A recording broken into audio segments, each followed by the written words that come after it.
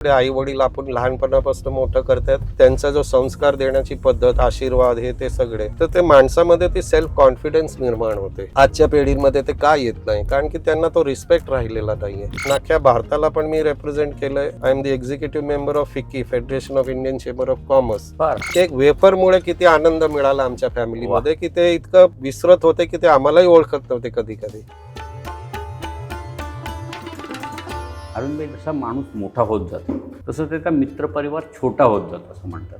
बरोबर. पण मला जे काय माहिती आहे तुमच्याबद्दल, तुमचा मित्रपरिवार अतिशय मोठा आहे. हे समीकरण उलट तुम्ही कसं ठेवलंय? मित्र हा शब्दच असा आहे, जसं श्रीकृष्णाचा पण मित्राचा इतका उल्लेख आहे भागवतामध्ये सगळीकडे. आयुष्यात जसं पत्नी आपली सर्वात जवळची आहे, तसं मित्र त्याच्यापेक्षा पण जास्त जवळचा असतो. काही काही गोष्टी जे मित्रांकडे आपण फ्रीली लहानपणापासून आपण एकत्र मोठे झालो, शिक्षण झालं, स्पोर्ट्स ऍक्टिव्हिटीज झाले, फॅमिलीचे एकमेकांचे घरातले कार्यक्रम झाले, तर मैत्री हा खूप महत्वाचा आपल्या आयुष्यातलं पात्र आहे की मित्र जो आहे तो आपला. आणि जितकं मैत्री आपण कशी वाढवायची किंवा कमी करायची आपल्या हातात आहे. आज आपला स्वभाव असल्यामुळे लोकांना आपुलकी वाटते, ज्यांची ओळख नसते तेही मित्र होऊन जातात आणि नंतर आपल्या बरोबर जुळतात. प्रत्येक वयातले माझ्याकडे मित्र आहेत. आज तुम्हाला आश्चर्य वाटेल, लहानात लहान मुले सुद्धा माझे मित्र आहेत. आता ते वयात 4 किंवा 5 वर्षाचे आमचे कस्टमरांबरोबर येतात.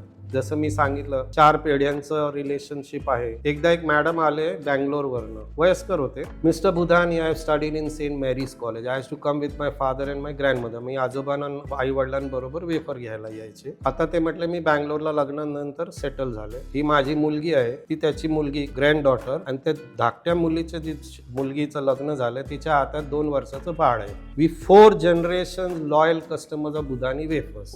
म्हटलं thank you madam. How is it possible, I said. Now just give your chips to my great granddaughter. ती माझी नातची नात आहे, तिला वेफर्स द्या तुम्ही. ती कुठलेही वेफर दिले ना, आता ती लहान बाळ आहे 2, 2.5, 3 वर्षाचं, तिला काय कळतंय बुधानी? ते म्हटले कुठली वेफर दिली ना ती अशी करून टाकून देते. आता तुमची बुधानी देऊन बघा. मी कारखान्यातून फ्रेश आणली आणि तिच्या समोर असं केलं. लगेच तिने वेफर उचलली, खाली, आणि इतकी खुश स्माइल दिली की अजून 2-3 उचलून घेतले. तिची आजी म्हटली शी इट्स ओनली बुधानी वेफर्स. तर ते गुरु माऊलींची कृपा आणि आपली जी मनातली भावना आपल्या व्यवसायासाठी, आपल्या ग्राहकांसाठी, ती फार महत्वाची आहे. जसं भंडारींचं पण आज नाम गाजवलेलं आहे अख्ख्या पुण्यामध्ये, भारतामध्ये. ऑटोमोबाईल इंडस्ट्रीमध्ये आमचे जे परिचय आहे मॅटॅडोर पासनं किंवा त्याच्या अगोदरपासनं पण, तर हे कस्टमर रिलेशनशिप जे आपण मेंटेन केलेली आहे ती एक आपुलकी म्हणून. कस्टमर हा आज आपला एक फॅमिली मेंबर सारखा आहे. Very good. म्हणूनच तो पेढ्यानंतर पेढी तुमच्याकडे येतो. आताचे नवीन पिढी तर किती ऍडव्हान्स्ड आहेत, त्यांना किती ऑप्शन्स आहेत, पण तरी सुद्धा ती आपुलकी काय येते की तुमचा सर्व्हिस, तुमची क्वालिटी, तुमचा पदार्थ, ते फार महत्वाचे आहे. आणि जर आजच्या वेफर्स ही तशी बघायला गेलं तर काय प्रोप्रायटी आयटमचा कन्सेप्ट नाही. वेफर्स हे सगळ्यांच्या घरी पण बनतात, हो, आणि बाजारात पण मिळतात. त्याच्यामुळे वेफर्स बनवणं हे खूप अवघड काम नाही. पण बुधानी वेफर्स बनवणं आणि तो ब्रँड क्रिएट करणं, आज जर एखाद्याने डिसाईड केलं तर ते पॉसिबल आहे का त्याला? पॉसिबिलिटी तर कुठल्याही गोष्टी जगामध्ये अशक्य नसतात. आयुष्यात मनाची जी तयारी असते. आता आमच्या आई वडिलांनी सुद्धा हा व्यवसाय गुरु माऊलींच्या कृपेने केला. आमच्या जन्मा अगोदरचा हा व्यवसाय. तर त्यांची जी श्रद्धा होती आणि काम करायची पद्धती, कष्टला कधीच नाकार नसायचा. त्यांना खूप कष्ट केले, खूप परिस्थिती विकट पाहिलेली, अपडाऊन्स पाहिले, पण मनातली भावना एकच की हे आपल्याला करायचंय. आणि फॅमिलीचा सपोर्ट, दोघी आमचे काका वडील वगैरे, घरातले लेडीज, आणि गिरायकांसाठीची जी आपुलकी आहे की जी गिरायकांनी जेव्हा जेव्हा आपल्याला काहीतरी मार्गदर्शन केलं, सुचवलं, त्याच्यावर फक्त ऐकून घेणं नाही, पण त्याच्यावर अंमलबजावणी करणं, त्याच्यात पदार्थ सुधारणं. म्हणजे दुसऱ्यांदा तोच गिरायक जेव्हा परत येतो तेव्हा तो एकदम खुश होऊन सांगतो की हा बुधानी साहेब, आम्ही हे सजेस्ट केलं, तुम्ही ते बरोबर केलं. सिंपल एक्झाम्पल सांगतो की आमचे वडिलांच्या मित्राचा मुलगा इलेक्ट्रॉनिक इंजिनियर झाला, सानसुई म्हणून वेइंग स्केल आपण बघताय, बापनाजी, तो माझा मित्र संजय. तेव्हा जे जुने वेइंग स्केल होते, इकडे वजन टाका, इकडे माल टाका, वजन करा, असं बघा तसं बघा, वेळ खूप जायचा. त्यांनी डेव्हलप केलं. त्यांचे वडील म्हटले पहिले हा वेइंग स्केल बुधानीकडे देऊन ये, तिकडे पास झाला तर सगळीकडे पटापट ऑर्डर्स मिळतील. आणलं तर आमचे वडील म्हटले सोनं तोलायचं मशीन आम्हाला काय करायचं, ग्रॅम्स, मायक्रोग्रॅम्स मध्ये हा हिशोब नाही. म्हटले कस्टमर साठी तुम्हाला सोयीस्कर ठेवलं आम्ही. पुणेकर सुशिक्षित खूप आणि पुणेकरांची भाषाही तशीच. अहो बुधानी, तुम्ही वेफर विकताय तरी सोनं तोलायची मशीन कसाला? तर गिराईक तर आपलं गिराईक आहे, ते त्याला रिस्पेक्ट देणं आपलं कर्तव्य आहे. खरी गोष्ट. मी त्यांना म्हटलं सोन्यासारखं गिरायकाला सोनं तोलायच्या मशीनने माल दिलेलं बरं आहे ना, वेळ वाचतो, वजन कमी जात नाही, थोडं 2 जास्त वेफर टाकतो आम्ही आणि तुम्हालाही माहित पडतं की वजन करेक्ट आलंय. वा वा बुधानी, फार हुशार आहात हा तुम्ही. पुण्याच्या माणसाने तुम्हाला हुशार म्हणणं म्हणजे खूप खूप अवघड काम आहे. म्हणून लेक्चर्स मध्ये सुद्धा मराठी बोलत असताना ते म्हटले, अहो तुमचं आडनाव बुधानी कसं काय, तुमचं आडनाव गोड बोले पाहिजे. नाही सर, भाषेमुळे नाही, तुमच्या बोलण्यामुळे मी पण बऱ्याच वेळा लोकांना सांगतो की ते बुधानी ते नाव लावतात पण ते ऍक्च्युली आहेत गोडबोले. अरे तुमच्या वा. वाणीमध्ये एवढा मधुरपणा आहे हो. की म्हणजे खरंच गोडबोले आहात तुम्ही. कितीही बिकट परिस्थितींमध्ये आमच्या फॅमिलीनी जेव्हा जेव्हा पाहिलेली आहे, प्रत्येकाच्या आयुष्यात असतातच अपडाऊन तो झाला काही तर ना काही चालणार नाही. चुकीमुळे ते रागाने येतात तुमच्याकडे, 5-10 लोकांना घेऊन येतात, राजकारणी येतात, कुणी येतात, पण त्यांना कसं रिस्पेक्टफुली हँडल करायचं हे फार महत्वाचं आहे. आपण आपल्या जागेमध्ये खरे आहोत ते आपल्याला मनात माहीत असतं, पण समोरचा माणूस सुद्धा चुकतोय असं आपण सांगायचं खरं नाहीये. त्याला कसं पटवायचं आणि त्याला त्याची समजुती कशी जाणून आणून द्यायची आणि त्यालाही फुल रिस्पेक्ट द्यायचं, ते आम्ही लहानपणापासून शिकलो. आम्ही खूप लहान असताना असे खूप परिस्थिती पाहिले, चूक होते कुणाकडनं होत नाही, आणि गिराईक ही पैसे देऊन माल घ्यायला येतो, त्याला जो वाईट कुठला अनुभव झाला तर तो येणारच तुम्हाला सांगायला. तुम्ही जर ऐकून नाही घेतलं तर राग येणार त्याला, आणि राग आल्यावर मग 4 गिराईक अजून नाराज होतात. एका समाधान केलं तर दुसरं 10 गिराईकांना तो पाठवणार. तर हे आपुलकी, गोड बोलेपणा हे फार महत्वाचं आहे, आणि पुणेकरांकडनं शिकलो आपण पुण्यात येऊन की कुठली गोष्ट कुणी चुकत नाही, मुद्दामून करत नाही, पण त्याच्यावरचं सुधारणा करणे हे आपलं परम कर्तव्य आहे. आणि त्याचप्रमाणे जसं काळानुसार पॅकिंगची पद्धत बदलत गेली. म्हणजे मला आठवतं की मी बटर पेपरमधले बुधाण्याचे वेफर्स खाल्लेले आहेत, त्यानंतर प्लॅस्टिकच्या पांढऱ्या पिशवीमधले बुधाण्याचे वेफर्स खाल्लेले आहेत, आणि आता काळांतराप्रमाणे कुठे फॉईलचे पण बुधाण्याचे वेफर्स खाल्ले. बऱ्याचशा प्रॉडक्टमध्ये जेव्हा जो फॉईलमध्ये जातो तेव्हा टेस्ट बदलते, पण बुधानीचे वेफर्स फॉईलमध्ये गेल्यानंतर सुद्धा त्याची टेस्ट बदललेली नाही. त्याचं कारण एकच आहे की जसं आपण म्हटलं की आमच्या प्रोडक्ट्समध्ये कुठलाही प्रिझर्वेटिव्ह नाही आहे, तरी गुरुमाऊलींच्या कृपेने त्याची शेल्फ लाईफ 4 महिने आहे.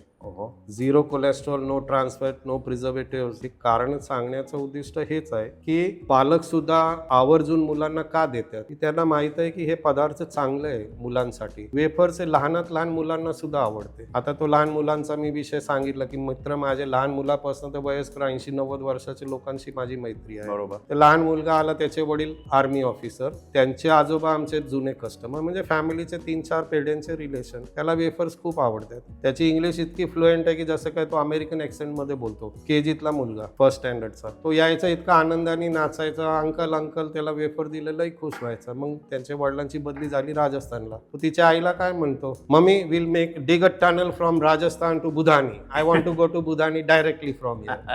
आता तो आलते, सुट्ट्या होते म्हणून शाळेत, इतका खुश झाला, इतका वेफर्स चारले. तो आतमध्ये कारखान्यात आला, त्याला मशीनवर पण हाऊस बघायची. तिची आजी म्हटली अरे अरे अरे, म्हटलं नाही नाही येऊ द्या त्याला, काय नाही. तर फॉरेनरची एकदा फॅमिली आली, त्यांना दाखवलं. ते 2 मुलं ते कामाला बसले पॅकिंग पुढे उचलायला वगैरे. ते म्हटले त्यांच्या आईना, mummy daddy I will work here and eat every day chips, I love Budhani wafers. तर जे प्रेम आपण दाखवतो त्याच्यामुळे तुम्ही कुठल्याही परिस्थितीत, कशी परिस्थिती असू द्या, त्याला त्याचं चांगलं आपण हे करू शकतो, हाताळू शकतो त्याला. आणि आता जसं आपण मगाशी मित्रांबद्दल बोललो, तो त्याचप्रमाणे आता न्यूक्लिअर फॅमिलीत होत चाललंय. आणि ते ठीक आहे, न्यूक्लिअर फॅमिली होण्यामध्ये बाबा कारण की आर्थिक परिस्थिती आणि आर्थिक रिक्वायरमेंट चेंज होते, मायग्रेशन आहे, पण ह्याच्यामध्ये फॅमिलीचा एखाद्याचं व्यक्तिमत्व घडण्यासाठी किती महत्त्वाचा हातभार असतो. खरं म्हणजे फार मनाला वाईट वाटतंय की आता न्यूक्लिअर फॅमिली होत चालले. घरातल्या वयस्करांना त्यांना ठेवायची इच्छा कमी होत चालली, वृद्धाश्रम वाढत चालले.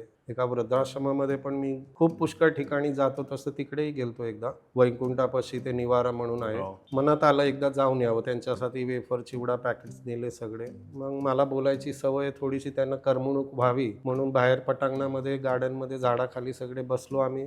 मी बोलायला सुरुवात केली त्यांच्या विषयां, म्हणजे त्यांना जे आवडेल त्या पद्धतीने. लई खुश झाले, त्यांना सगळे दिलं. एक पालक झाडाखाली बसले होते, नवरा बायको वयस्कर. तर एक कार्यक्रम झाल्यानंतर मी त्यांच्याकडे गेलो. म्हटलं बाबा आई तुम्ही का नाही आले? नाही म्हटले बाळा, आता वाट बघतोय, देव कधी बोलवतो आम्हाला. म्हटलं नाही नाही, काय ते सांगा, मी तुमच्या मुलासारखं आहे. सांगून काय करू बाळा, जे झालंय ते आयुष्यात घडले. आमच्या सख्या एकुलत्या एका मुलांनी आमच्या बरोबर केलं, त्याचं दुःख आहे, आता काय नाही. म्हटलं थोडंसं बोलाल तर तुमचंही मन हलकं होईल आणि माझा काय मला मदतरूप करता येईल ते माझं कर्तव्य म्हणून मी कळेल तुम्हाला. मग त्यांच्या डोळ्यात अश्रू आले. मग ते बोलायला सुरुवात केली. खूप मनाला धक्का बसला. त्यांच्या मुलाला इतकं शिक्षण दिलं त्यांनी, अमेरिकेला पाठवलं, तिकडनं एवढं शिक्षण घेतलं, मग तिकडे जॉबला लागला आणि त्यांचं स्वतःचं घर वगैरे सगळे होते. एकुलता एक मुलगा, शिक्षण झालं, सगळे सेट झाला, त्याचं लग्न करून दिलं, नवरा बायको दोन्ही तिथे, मुलं आणि सून, मुलांच्या घरी मुलं झाले, नातवंड झाले त्यांना, तेही तिथेच. मग एकदा मुलगा आला आणि त्यांनी म्हटलं की आई बाबा आता तुम्ही एकटे कशाला राहता इकडे, अमेरिकेत माझं घर आहे, नातवंड आहे तुमचे, सगळे तिथे राहू एकत्र आपण, हे सगळे विकून टाका. कधी पण आई खूप प्रेमाळ असते आणि वडील जे असतो तो खंबीर असतो, त्याला लांबचा दृष्टिकोन असतो. आई खूप मायाळू असते आणि मुलासाठी तर खूपच. तर त्याचे वडील म्हटले विकायचं कशाला बाळा, आम्ही येतो जातो, कायम तिकडे आवडत नाही, 4-6 महिने तिथे राहतो, 4-6 इकडे आपले नातेवाईक आहे, समाज आहे सगळे. तर म्हटलं नाही आता कशाला तुम्ही एकटे ह्या वयात राहायला मला आवडत नाही, विकून टाका. म्हटलं विकायचं कशाला, नाही म्हटले पैसे सगळे तिकडे घेऊन टाकून कायमचं तुम्ही तिथे राहा. तर वडील नाही म्हणत होते, पण आईंनी त्यांना कन्व्हिन्स केलं की मुलगा एकुलता एक आहे, आपला फॅमिली सगळे तिकडे, आपण राहू तिथे. आता वय झाल्यामुळे आजार पण येतो, काही पण होतो, कुणी नाही बघायला. ते विकून टाकलं सगळे, ते पैसे ट्रान्सफर केले अमेरिकेला. मग तो त्यांना घेऊन गेला एअरपोर्टला, मुंबई इंटरनॅशनल एअरपोर्ट. बसले मुलगा म्हटला मी जाऊन येतो, चौकशी करतो फ्लाईट किती वाजता कसं आहे, मग सिक्युरिटी चेक वगैरे होईल. पहाट झाली, मग ते सिक्युरिटीवाले म्हटले कशाला बसले तुम्ही. नाही म्हटलं आमचा मुलगा गेला, आमची फ्लाईट अमेरिकेला जायचंय. ते म्हटलं गेली फ्लाईट. मग मुलगा, ते म्हटलं गेला असेल ना, त्या फ्लाईटमध्ये बुकिंग होतं. तुमचं म्हटलं तर त्याच्याकडे सगळे. म्हटलं गेला तो आता. बापरे. ते रडत बसले. म्हटलं आता इकडे तुम्ही बसू शकत नाही, बाहेर जावं. बाहेर निघाले, थोडेफार पैसे खिशात होते, पुण्याला आले. पुणेकर नातेवाईकांनी त्यांना त्या निवारामध्ये दाखल केलं, वृद्धाश्रमामध्ये. ते म्हटलं आम्ही काय बिघडवलं त्याचं, त्याला त्याचं आयुष्य घडवलं, सगळे दिलं, लग्न झाले, पैसे पात्र, घर आहे स्वतःचं, आमचं घर विकून त्याला काय मिळालं. तर हे शिकण्यासारखं आहे की जोपर्यंत आपण जिवंत आहोत तोपर्यंत त्यांना काही द्यायचं नाहीये. त्यांना जन्म दिला हा फार मोठी गोष्ट, चांगलं शिक्षण दिलं, लग्न करून दिलं आणि तुमच्या नंतर तो त्यांचंच आहे. आताच एका कार्यक्रमाला ते सॉफ्टवेअरच्या उद्घाटनाला पण मला बोलवलं होतं ऑर्गनायझेशनने. वयस्कर लोकांसाठी त्यांनी ॲप डेव्हलप केलेलं आहे. ते गुले रोडवर पंडित नेहरू ऑडिटोरियम मध्ये ते कार्यक्रम झालं. त्याच्यामध्ये पण हे उदाहरणार्थ विषय तो होता, म्हणून ते बोलल्यावर खूप लोकांनी टाळ्या पण वाजवल्या आणि खूप लोकांच्या डोळ्यातून अश्रू पण आले. तर ते म्हटले जे वयस्कर एकटे राहतात त्यांच्यासाठी आम्ही हा ॲप्स डेमो दिला अख्खा. सगळे भारतातले सगळे नामवंत लोक आले होते, सोशल ऑर्गनायझेशनचे म्हणा, बिझनेस सपोर्टर्स म्हणा. तर त्याच्यात पण हेच विषय मांडला त्यांना मी की आता जे फॅमिली न्यूक्लिअर होत चालले, आपण म्हणालात तसं की वेळेची गरज तशी झाली, कामाची पद्धत झाली तशी, कुणाला तेवढं वेळ नाही. आता आमच्या घरी आमची फॅमिली जॉईंट फॅमिली असताना घरात पाहुणे वेकेशनमध्ये 30-40 पाहुणे, सगळे मामा आत्या काकू, सगळ्यांचे नातेवाईकांचे मुलं, सगळे फॅमिली इथे. समर कॅम्प तर हे नंतर सुरू झालं हिंदी पिक्चरमुळे, पण आमच्याकडे त्या काळात 72-75 साली मी त्यांना स्विमिंग शिकवायचं, horse riding, skating, cricket, football, hockey, पिकनिकला घेऊन जायचं, सिंहगडावर आम्ही जायचो, सायकलीवर आम्ही सिंहगड जायचो. तर हेल्थ पॉईंट ऑफ व्ह्यूनी पण आम्हाला खूप आयुष्यात चांगलं शिकवण्यात आलं. पोहायला वगैरे म्हणा, शिक्षण म्हणा, रनिंग, जॉगिंग. मी ॲथलेटिक्समध्ये होतो, NCC एअरविंगमध्ये होतो, माउंटेनरिंग क्लब इन्चार्ज होतो, WWF वर्ल्ड वाईल्ड लाईफ फंडचा पण चीफ इन्चार्ज होतो. बापरे. आणि गुरुमाऊलींबरोबर कैलाश मानसरोवर पण यात्रा केली, पूर्ण प्रदक्षिणा केली, ट्रेकिंग. तर ज्या फील्डमध्ये गेलोय, खूप मनात हाऊस होते की पायलट व्हायची. NDAचे प्रिन्सिपल यायचे आमच्या दुकानात कस्टमर. हे गोष्ट सांगतोय मी 1976-77 सालाची. तर तेव्हा दिवाळीमध्ये आपण गिफ्ट बॉक्सेस वडील आम्हाला बसवायचे, 3 मुलांना, चला कस्टमर येतील त्यांना अटेंड करा, त्यांना समजवायचं हे ड्रायफ्रूट आहे, चॉकलेट आहे, मिठाई आहे, अटेंड करायचं कस्टमरला. ते आले आणि त्या काळात एका ड्रायफ्रूटच्या बॉक्सवर 3 लहान मुलांचे फोटो होते इन युनिफॉर्म, आर्मी, नेव्ही आणि एअरफोर्स. ते आले आत, गल्लीत बोळात आले आणि आम्हाला पाहिलं काउंटरवर, आम्ही 3 बसलेलो. आले की आम्ही असे उभे व्हायचो. Good morning sir. Yes. What's your name? Arvind Budhani. What do you want to become in life? I said I want to become a pilot sir. I want to join Air Force. Very good. You have to serve the country. दुसऱ्याला विचारलं, तो म्हटलं मला army join करायची आहे. Very good. He'll join the army. तिसरा जो भाऊ होता असं, त्याला विचारलं, तो म्हटलं I want to join Navy. Very good my sons. आतमध्ये वडिलांकडे गेले, काय शॉपिंग केली. ते तीनों बेटों को 12th के बाद NDA भेज दो. एक को एअरफोर्स, एक को नेव्ही, एक को आर्मी. वडील म्हटले की तिन्ही मुलं जर देशासाठी दिले आम्ही, तर वेफर कोण बनवणार? तो तीनों बेटो आप ही रखो, वेफर तो चाहिए हमको आपका. त्यांनी त्यांचा स्वार्थ सांभाळून घेतला आणि तुम्हाला म्हटलं दुकान चालव. तर आम्ही गुरुमाऊलींबरोबर स्पेशल परमिशन काढून डिफेन्स मिनिस्ट्रीकडनं इंडिया पाकिस्तान कच्छ मध्ये जी बॉर्डर आहे, गुजरात कच्छ सौराष्ट्र, तिकडे आम्ही त्या मिलिटरीच्या जवानांना भेटायला बंकर मध्ये गेलो. त्यांच्यासाठी वेफर चिवडा. गुरुमाऊली म्हटले जे आपलं देशाचं संरक्षण करतात तेव्हा आपण सुखात झोपतोय, आनंद करतोय, प्रगती करतोय, फॅमिली बरोबर आहोत. ते त्यांची फॅमिली सोडून देशाचे संरक्षण करतात, सेवा करतात. त्यांना आपण भेटून येऊ. मग तिकडे आम्ही सत्संग केलं, नाचलो त्यांच्या बरोबर. त्यांच्या डोळ्यात सगळ्यांचे अश्रू आले की म्हटलं इथपर्यंत कुणाला यायची परवानगी पण नसते आणि कुणी येत पण नाही, आणि तुम्ही एवढा आम्हाला वेफर चिवडा आणला बुधानींचे, ते आमची जुनी आठवणी सगळे निर्माण रिवाईव्ह झाली. इतके खुश झाले. तसं मेंटल हॉस्पिटललाही व्हिजिट केलेली आहे येरवड्याच्या. असे पुष्कळ सोशल चॅरिटेबल ऑर्गनायझेशन्स मध्ये पण. अख्ख्या भारताचं जे एक ऑर्गनायझेशन, त्याच्यात मेगेसी अवॉर्ड विनर डॉक्टर बानू कोयाजी. तेव्हा एक गोष्ट 1985-86 सालाची. नुलकर सर वाड्या कॉलेजचे प्रिन्सिपल, बाचाल साहेब फर्ग्युसन कॉलेजचे. त्यांनी एक ऑर्गनायझेशन असं बनवलं, सोसवास, society for services to voluntary agencies. त्याच्यात टेम्पल ट्रस्ट आणि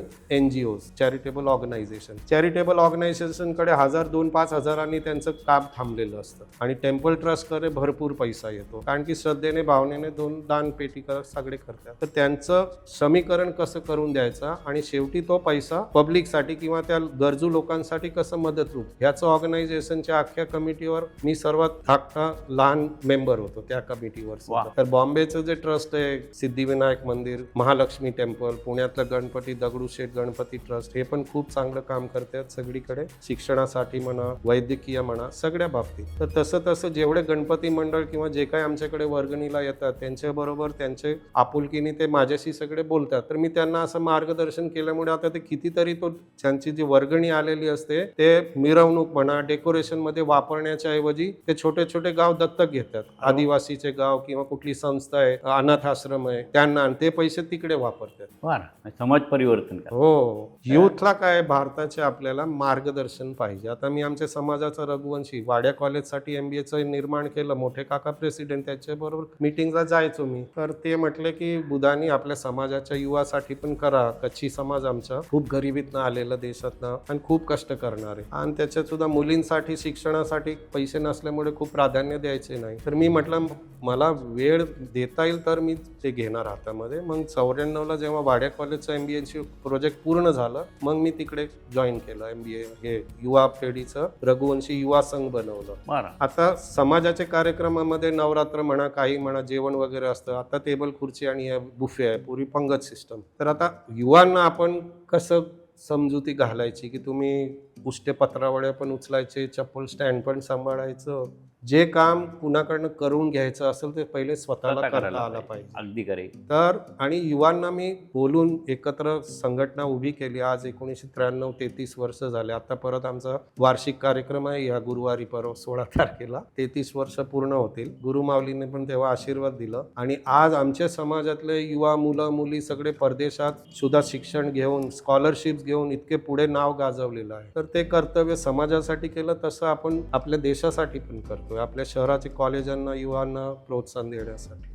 अरविंद भाई, ॲज अ क्लोजिंग रिमार्क और की आजचा जो यूथ आहे तो खूप भटकलेला आहे. त्याचं कॉन्सन्ट्रेशनच नाही एका गोष्टीवरती. तो येतो जातो बदली करत राहतो. त्यांच्या सक्सेससाठी तुम्ही अरविंद मंत्र काय द्याल त्यांना? मंत्र एकच आहे की जसं आमच्या व्यवसायात सुद्धा हा फॅमिली बिझनेसना खूप मोठा प्रश्न होता खूप वर्षापूर्वी, कारण की ह्या बिझनेसला लागून जेवढे सरकारी नियम आहेत, कायदे आहेत, कामाची पद्धत आहे, लेबर ओरिएंटेड आहे, क्वालिटी कंट्रोल करणं अवघड आहे, खूप प्रश्न आहेत ह्या बिझनेस चालवायला. तर ती नवीन पिढी त्या फॅमिली बिझनेसमध्ये यायला तयार नव्हते. बरोबर. पण जेव्हा आम्ही हे फेडरेशन निर्माण केलं, अख्ख्या भारतात स्नॅक फूड ऑर्गनायझेशन प्रत्येक शहरात केलं, प्रत्येक स्टेटचं एक मेंबर कमिटी केली, आणि सगळ्या स्टेटचे कमिटी मिळून एक फेडरेशन केलं अख्ख्या भारताचं. आता गुरुमाऊलींच्या कृपेने गव्हर्नमेंट ऑफ इंडियाने आपल्याला दिल्लीमध्ये, गुरगावमध्ये जागा दिलेली आहे की ट्रेडिशनल फूड बिझनेसेस मॅन्युफॅक्चरिंगचं ट्रेनिंग इन्स्टिट्यूट उभं करायला.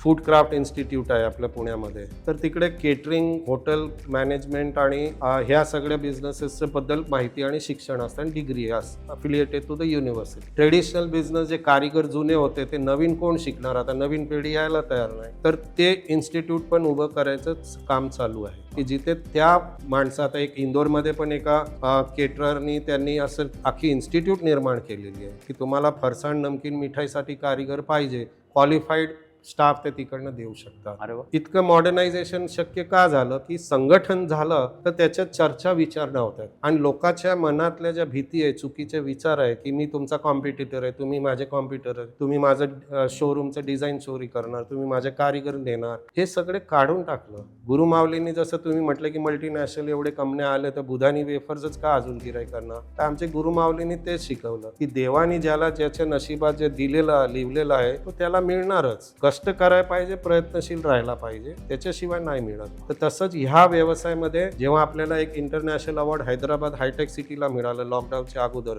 तिथे माझा लाईव्ह इंटरव्ह्यू टीव्हीवर होता. तर युथला इतकं मोटिवेट करतो आम्ही या ऑर्गनायझेशनमध्ये आणि युथ ऍक्टिव्हिटीज पण ठेवतो, क्रिकेट मॅचेस ठेवतो, गुलाबजामुन टीम, समोसा टीम, असे सगळे टीम्सचे नावं देतो. IPL 2020 मॅचेस, म्हणजे स्पोर्ट्सला पण प्राधान्य मिळायला लागलंय. त्याच्यातून युथ एकत्र येतात, मग त्याच्या मनातले जे प्रश्न असतात त्यांना आम्ही सोडवतो. त्यांना म्हटलो की आजच्या काळात जर आपण हे पाऊल नाही घेतलं तर मल्टीनॅशनल कंपन्या सगळे बिझनेस टेक ओव्हर करत बसले. कष्ट आपण करणार, आपण त्यांचे गिराईक होणार आणि ते पैसा जाणार त्या परदेशाला. आपलं प्रोडक्ट परदेशापर्यंत पोहोचवायचं हे आपलं कर्तव्य प्राईम आहे. बुधानी ब्रदर्सचा टेकवरचा बिड नाही झाला का? नाही, अजून नाही. विचार खूप केला, लेझरी पण आलते भेटायला दिल्लीवरनं. बरं, पण तुम्ही त्यांना can you do contract manufacturing? I said no, we work only for our brand. Fantastic.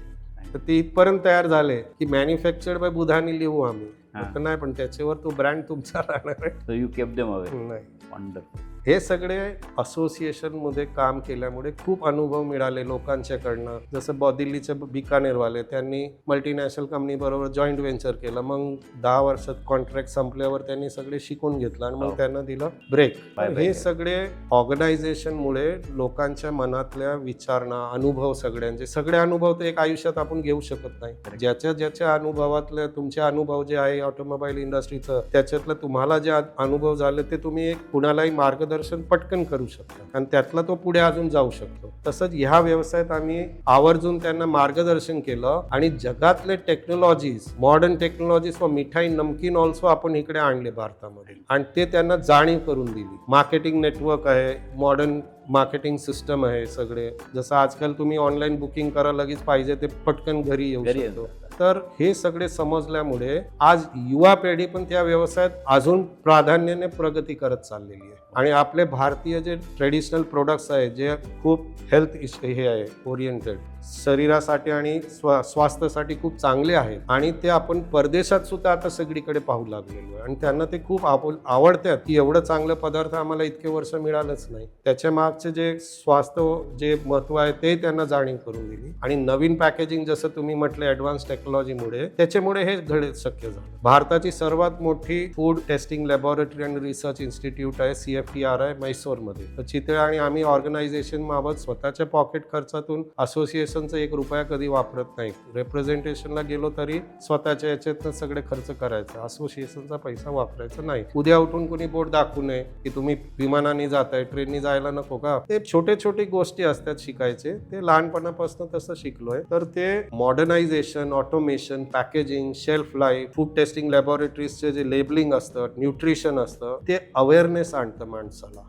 कारण की आज जगात शिक्षण इतकं वाढलेलं आहे, भारतात सुद्धा. ते त्याच्यामुळे कस्टमरला त्याची जाणीव करून दिल्यामुळे ते बिझनेस वाढत चाललंय. Growth is very fast and the benefit, जे त्याचा फायदा आहे तो शेतकऱ्यांना जातो, डेअरी इंडस्ट्रीला जातो, सगळ्यांना जातो आणि ग्राहकाला चांगला पदार्थ मिळतो. आपण पुण्यामध्ये राहतो म्हटलं की पुण्याच्या पाटीबद्दल बोलल्याशिवाय पुणे कम्प्लीट होत नाही. तर तुमची आवडती पुण्याची पाटी कोणती? पुण्याची पाटी तर असे भरपूर आहेत. ज्या विषयावर जिथे गेलो तिथे ती पाटी लावलेलीच असते त्यांनी. कुणाच्या घरासमोर त्यांनी नो पार्किंग लिहिलं तर लोक ऐकत नाही, त्यांनी स्पष्ट पाटी लिहून टाकली, इकडे गाडी लावल्यानंतर 4 चाकाची हवा काढली जाईल. मग कुणी आम्हाला येऊन सांगायचं नाही, हे आमचं यायचं दार, जायचं घराचं दार आहे. मग चुकून सुद्धा कुणी गाडी लावत नाही तिकडे. म्हणजे स्पष्ट वक्तेपणा. एकदम तसंच पुणेकरांचं एक फार महत्वाचं ह्या व्यवसायाला लागून असं असतं की तुमचा पदार्थ आम्हाला आवडतो, तुम्ही चांगली क्वालिटी देताय, आम्हाला एवढं रिस्पेक्ट देताय, सर्व्हिस देताय आणि व्याजबी दराने देताय, म्हणून पुणेकर तुमचा ग्राहक आहे. ती जर तुम्ही मेंटेन केली तर आमच्या पिढ्यानंतर पिढी, म्हणून आता सुद्धा येणारे गिराईक त्यांचे लहान लहान मुलांना घेऊन येतात. सांगतायत, कॉलेजचे यंगस्टरांना सांगतायत की आम्ही त्या काळापासून आमच्या आजोबांबरोबर असे आलेलो आणि अशी कढाई भट्टी वगैरे, मग त्यांना ती आपुलकी असते बघायची. तर मी म्हणतो ठीक आहे, इथपर्यंत या, असं आत कारखान्यात तर सगळीकडे जाऊ देत नाही. तर तिकडनं पाहिलं तर त्यांनाही खूप आश्चर्य वाटतं की वेफर्स कसे तयार होतात. ते त्यांची ओळख त्यांनी सांगितली की कढायामध्ये बनवायचे, असे समोर त्यांचे वडील तळायचे, आम्हाला असं गरम, असं बुधानी अरविंद असं गरम गरम टेस्ट करायला देतात. आणि ते फॉरेनरांना तर समजायचं किंवा ब्रँड त्यांना बुधानी माहीतच नाही, पण खाल्ल्या खाल्ल्या जसं मी सांगितलं सकाळी की ते खाल्ल्या खाल्ल्या त्याला इतकं आवडलं की तो म्हटला Budhani sir I want a picture with you. आणि त्या शेवटी काय म्हटलं, I want to work with you. आता त्याची हाईट 7 फूट. म्हटलं right now I don't have any vacancy, whenever I raise my heights and everything that time I call you. Wonderful. तर बोलण्यामागचं उद्दिष्ट आहे की पुणेकरांकडनं खूप शिकायला मिळतं. प्रत्येक एज्युकेशनल इन्स्टिट्यूटचे अनुभव आहेत माझ्याकडे, प्रत्येक व्यवसायातल्या लोकांशी परिचय जसं भंडारी साहेबांशी आहे, त्या टाईपांच्या लोकांमध्ये सुद्धा सगळ्यांच्या सांगण्यावरनं हेच कळालेलं आहे की तुम्हाला जे कस्टमर आहे तुमचं, ते तुमच्या चांगल्यासाठी बोलतोय आणि तो तुमचा देव आहे. तर त्याच्यासाठी त्यांचं मार्गदर्शन हे फार महत्वाचं असतं. आपल्याला कधी कधी काहीतरी गोष्ट वाईट पण वाटतात मनाला, पण त्याला पॉझिटिव्हली मनात घेतलं तर त्याचा मार्ग अजून चांगला नाही. So Budhani sir, with this let us take a break. कारण की पुण्याच्या लोकांना बुधानी खाऊन माहिती आहे, थोडीशी ऐकून माहिती व्हावेत, हा याच्या मागचा उद्देश होता. धन्यवाद. सो आपली हिस्ट्री, आपली फिलॉसॉफी आणि आपला हंबलनेस ऐकून आम्हाला खरंच इन्स्पिरेशन आहे. नाही, आणि आय एम शुअर की lot of youth who are listening to us today will get inspired की नाही बाबा, आपण शेवटी आपण जमिनीवरती राहून काम करायला पाहिजे. जर मोठं व्हायचं असेल तर शेवटी पाय तर जमिनीवरती ठेवायला. कष्ट करायची तयारी असेल तर काही अशक्य नाही. असं खूप युथ लोकांना आपण जेव्हा माझ्या जे संपर्कात आले, जसं ख्रिश्चन असोसिएशनचे यंगस्टर 150 क्रिसमस इव्हला चर्चला नाही जात, पण आमच्याकडे मंदिरात येतात क्रिसमस कॅरल्स गायला, सॅन्टा क्लॉज बॉंगो गिटार घेऊन. आणि ते म्हणतात आम्हाला तुमच्या बरोबर नाचायचं खूप आवडतं, तुमच्याकडनं हे सगळं ऐकायला शिकायला मिळतं. इतके युथ ऑर्गनायझेशन ज्यांनी फॉर्म केलेले, आजची युवा पिढी हे सगळे करणं अशक्य आहे, सगळे त्यांच्या विचारात सुद्धा नसतं. पण गुरु माऊलींच्या आणि आई वडिलांच्या आशीर्वादाने आपण त्यांना मार्गदर्शन केलंय, तर ते महिन्यातनं एक दिवस कॅम्प MG रोडला येऊन गोर गरिबांना फ्री जेवण वाटतात, त्यांची साफसफाई करून त्यांना कपडे पाहिजे कपडे, थंडीच्या दिवसात ब्लँकेट, पावसात रेनकोट किंवा छत्री, हे सगळे काम करण्यामागचं उद्दिष्ट एवढंच. जसं मी समाजाचं युथ विंगचं सांगितलं की त्यांना मी समाजाला तुमची गरज नाहीये, तुम्हाला समाजाची गरज आहे, तुमची ओळख समाजामुळे आहे. तर हे आपलं कर्तव्य समजून कराल तर कुठली गोष्ट लहान किंवा मोठी वाटणार नाही, अशक्य वाटणार नाही. तर आज अशी परिस्थिती आहे 33 वर्षापासून समाजातलं कोणाचंही लग्न असो, भगवद्गीता कार्यक्रम असो, काही कार्यक्रम, नवरात्र असो, तर समाजातले युथ सगळे काम करतात. पहिले परिस्थिती अशी होती की वयस्कर आणि सगळे काम करायचे आणि युथ सगळे इस्त्री टाईट कपडे, गॉगल, हिरो आणि बघत बसायचे आणि जेवण करून जायचे. तर तीच आपण शिकवण जिथे जिथे कॉलेजात गेलोय, तर त्या कॉलेजमध्ये त्यांनी असे NGO ला मदतरूप होण्याचे असे प्रोजेक्ट्स ठेवले. तर हे youth association, Nagaland youth association, आता ते नागालँड कुठे आणि आम्ही कुठे, त्यांना मोटिवेट करायला आपण चिवड्याचं स्पेशल पॅकिंग रिझनेबल रेटमध्ये, ते म्हणतात ते इतकं रिमोट एरिया आहे तर ते बिझनेस आणि हे सगळे तिकडे नाही आहे. आता जॉब गव्हर्नमेंट किती देणार, तर तिकडे त्यांनी आता कॉफी प्लांटेशन सुरू केले, स्नॅक्स इंडस्ट्री मधलं मार्केटिंगचं नॉलेज दिलं त्यांना, त्यांचे जे युथ इथे होतं त्यांना मी लेक्चर दिलं, सपोर्ट करायला नागालँड पर्यंत आपला माल जातोय. तर मनातली भावना की देशातले किंवा जगातले जे कोण मानव देवानी आपल्याला हा जो शरीर दिलाय, मनुष्य जन्म, तो फार महत्वाचा आहे. आणि फक्त स्वतःसाठी करणं हे तर कर्तव्य प्रत्येकाचं आहे, पण ह्या देशाच्या पुढच्या पिढी जे येणार आहेत त्यांच्यासाठी आपण काय करून जायला पाहिजे, ते फार महत्वाचा विचार.